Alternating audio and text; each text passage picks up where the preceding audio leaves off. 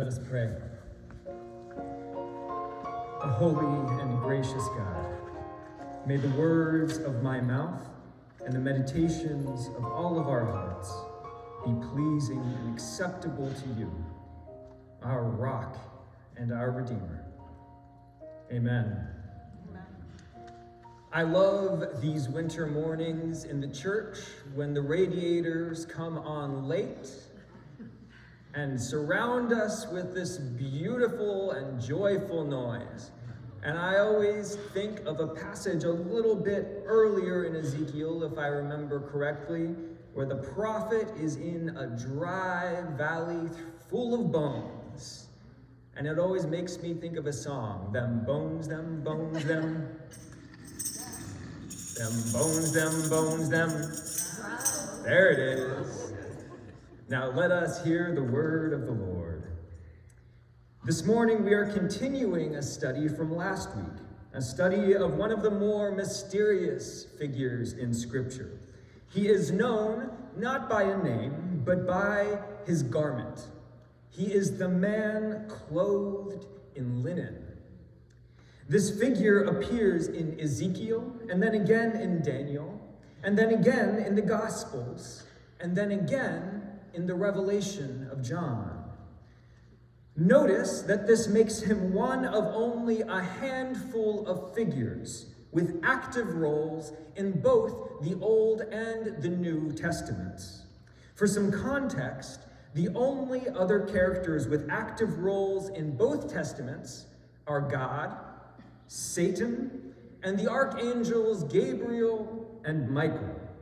So whoever this man clothed in linen might be, he is in very important company. He first appears in Ezekiel's vision, which we heard last week, described only as a man clothed in linen with a writing case at his side. And last week we learned that he appeared among 6 executioners and had a very important mission: to mark all of those in the city who were to be spared from execution.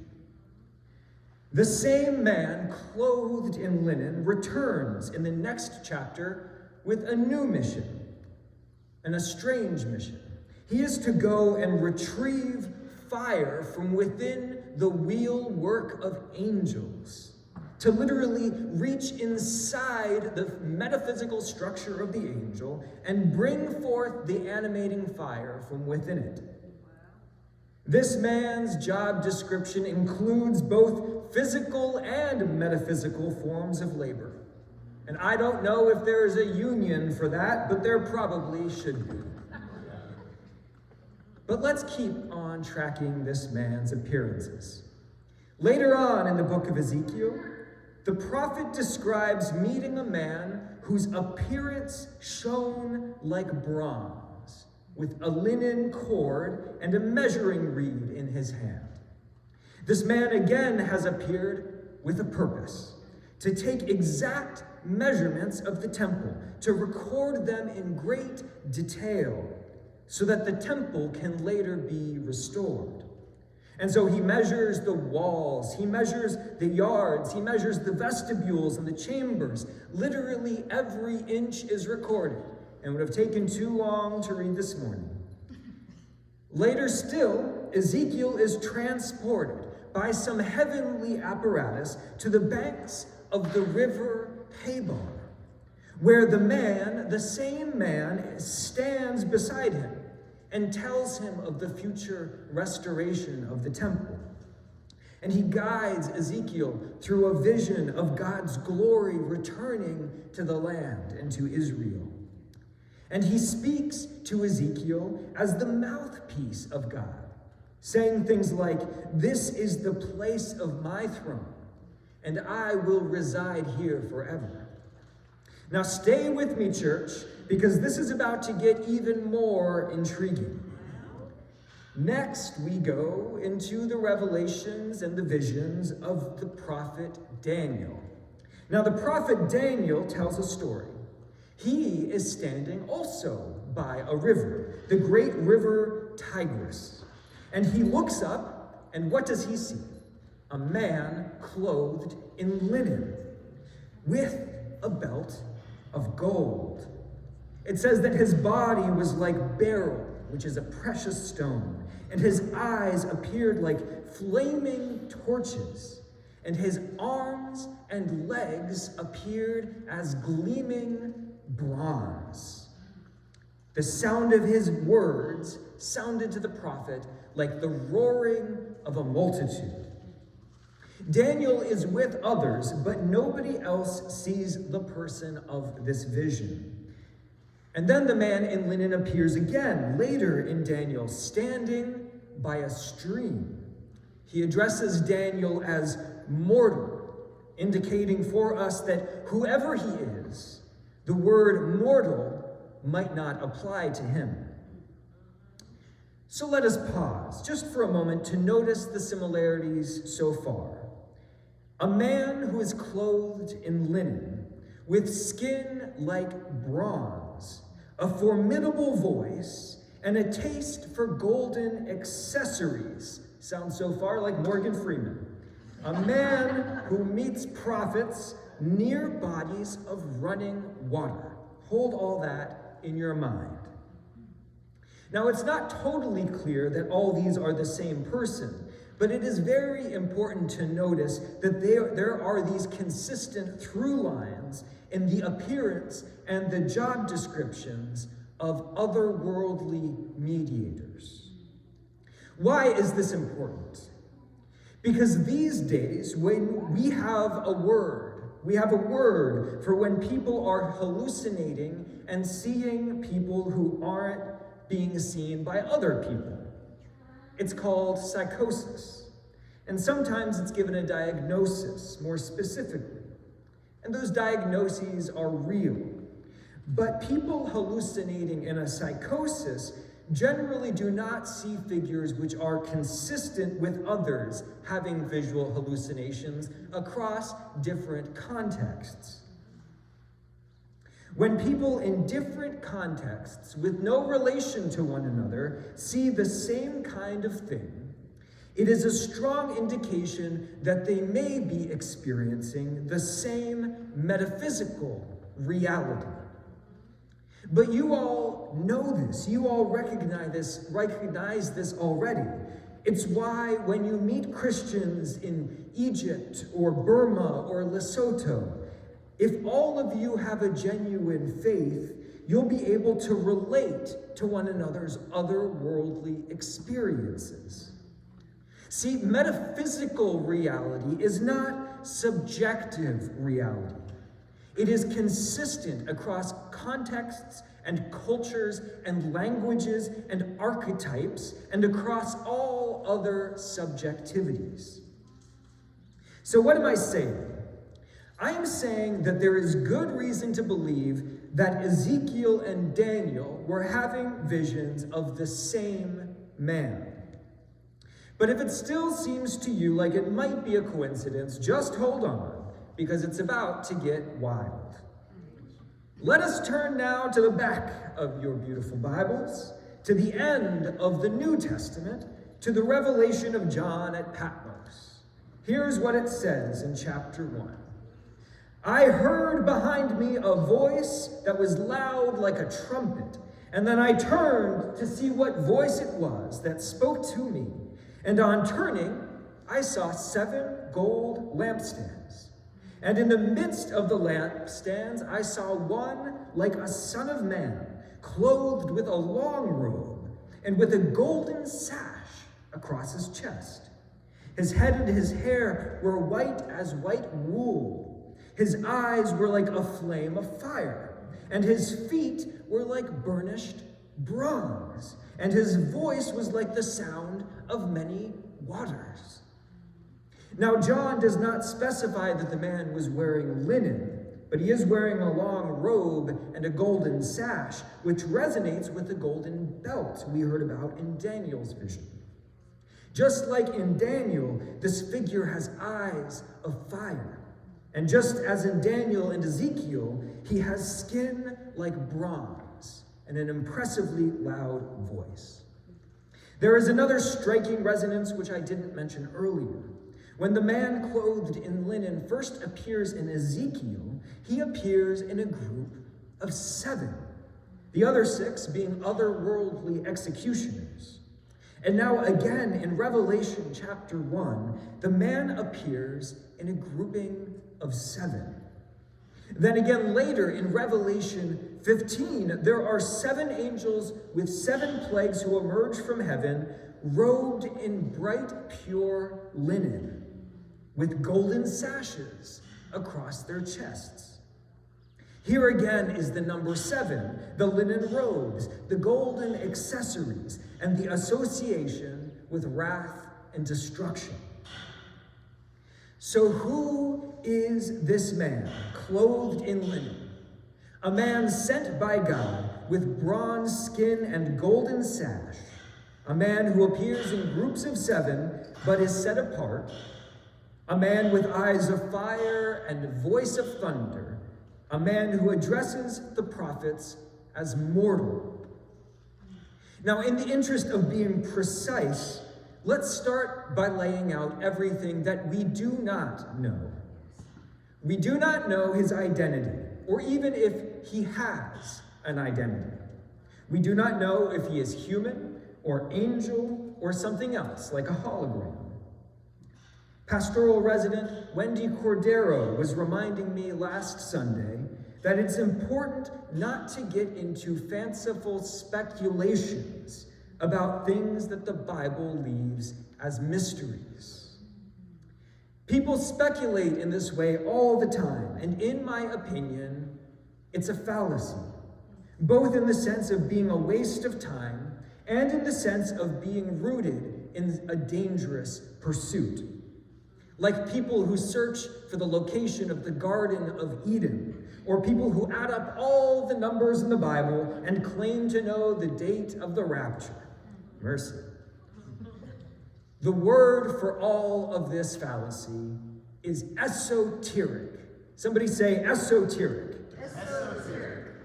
And the problem with the esoteric is that it assumes God only intends for an elite few to possess knowledge of important truths. Now, there is a common belief in our culture that the path of faith resembles a solitary hero's journey into a dark world of hidden secrets, which the hero will unearth to become like God. That is a pagan archetype of self-actualization.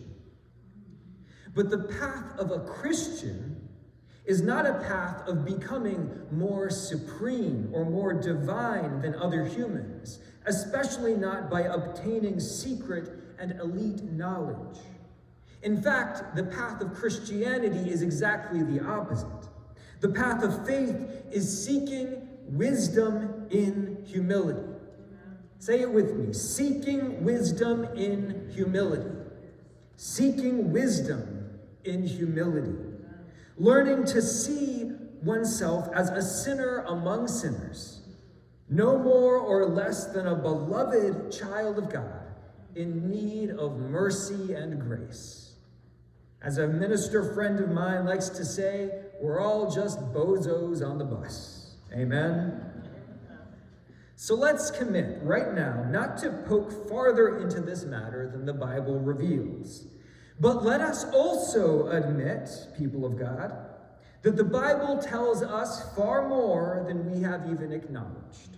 That the Bible reveals, in fact, that our world is full of wonderful life, creatures both physical and metaphysical. In our cities, we live as if the only real creatures are humans and cats and little dogs and rats and pigeons.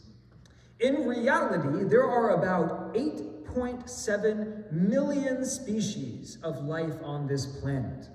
And those are just the physical ones.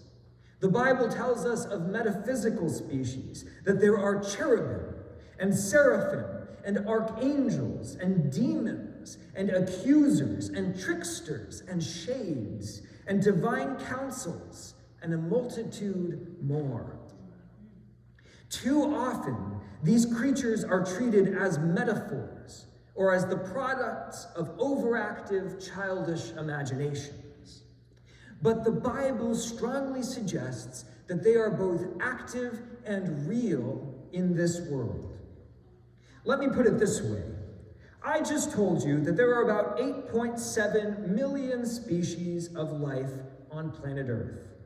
But only 1.2 million species have been identified by science so far.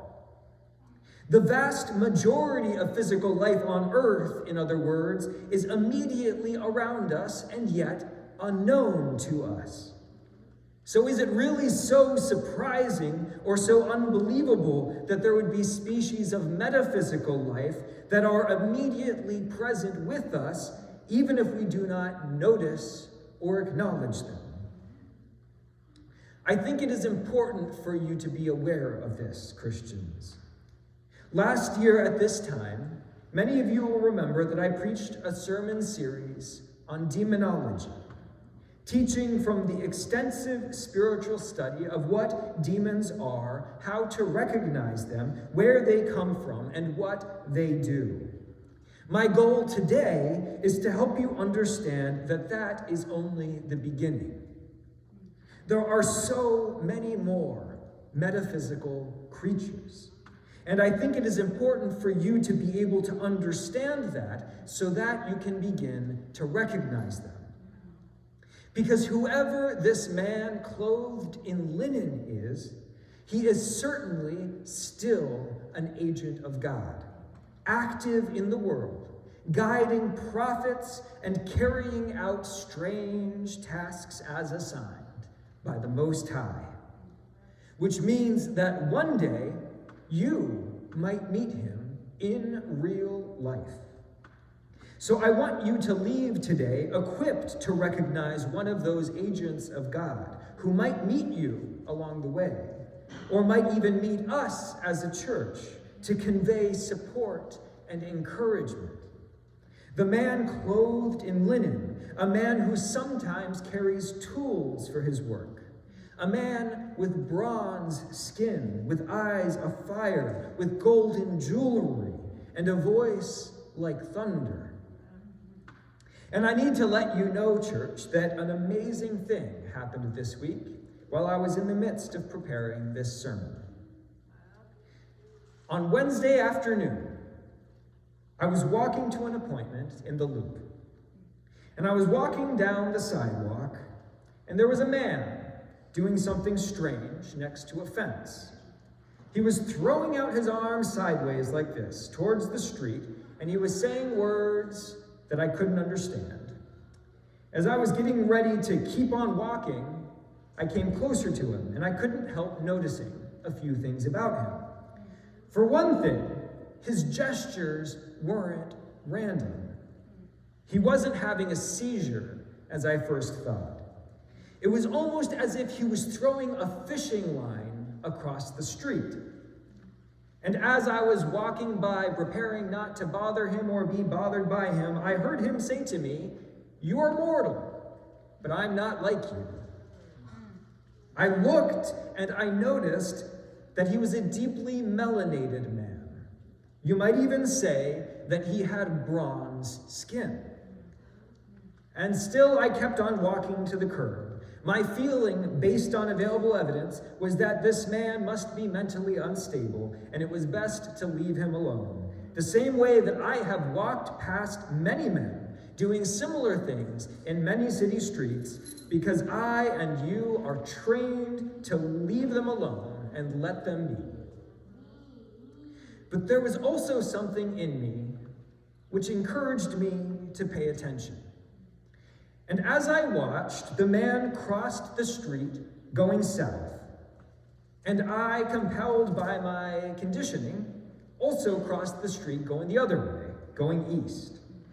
But halfway across the street, I began to realize that something was going on here. I began to remember that I had spent the beginning of the week studying a man in Ezekiel who was not so different. So I ran back across the street and I tried to get close to the man to talk to him. And when I caught up with him, this is really strange, he wasn't a black man anymore. He was a white man with a goatee. Same clothes, different men. Now, at this point in the week, I had already chosen my preaching text. I already knew that I was preaching about the man with a cord of linen measuring the city and everything in it. And what I realized is that I had just witnessed a mysterious man doing the same in the streets of Chicago, casting an invisible measuring line. A man with bronze skin, a loud voice, and several layers of clothes, which might have been linen. I don't know. Was it the man clothed in linen? I will never know for certain. I will never know what he might have said if I had slowed down and let him talk to me beside that great Chicago River. I just noticed that detail. I don't know if he had fire in his eyes or a belt of gold. What I do know is that we are passing through a world filled with wonders. But most of the time, we are too focused on getting from point A to point B to be able to see the world in between. We saturate ourselves with the mundane, the repetitive, and the predictable. And then we treat the supernatural as a nuisance that's slowing us down. And in the process, we're missing God. And we are missing the unbelievably vast and wonderful revelations that God has for us. Because God is here. God is doing things. The question for us is, are we here for it? Are we paying attention? Will we stop in the middle of the street to encounter the man clothed in linen when we hear him address us as mortal? We need to learn to inhabit the world the way that God made it, full of lively, animate spirits. For the Bible tells us that every rock and every tree calls out in worship of the glory of God. We have the inborn senses to be able to perceive them. The Bible has a word for this, a name, a phrase. It's called the discernment of spirits. And when we were children, this was not so difficult. Our discernment was intact. But when children go to adults with stories about fairies and goblins, they are told to get real and grow up, when they should be taught the discernment of those spirits, which are there to help and which are there to harm. So is it any surprise that the world is filled with disenchanted and agnostic adults who have no trained instinct to perceive the presence of God and the hosts of heaven? Is it any surprise that we are besieged with the temptations and sabotages of malicious spirits with no sense of how to protect ourselves from them? Is it any surprise that we avert our eyes and pass by the very angels who are sent from heaven to help us and to guide us? For the author of the letter to the Hebrews has taught us that every stranger might be an angel, an agent of the Most High, an otherworldly mediator of God's mercy and protection and grace. So, beloved, may you pursue enchantment. May you awaken the child within you who perceives these spiritual powers. And then may you seek wisdom in discernment. May you awaken and be awakened to a world full of wonders, a world full of the otherworldly, a world full of God's conspiracy to love you and to guide you safely to your way, until we all arrive on the greater shores of heaven, in the embrace of a loving God, home at last. Amen. Please rise in body or spirit and join in responding with the words of hymn number 475 in the red hymnal. Come, thou fount of every blessing.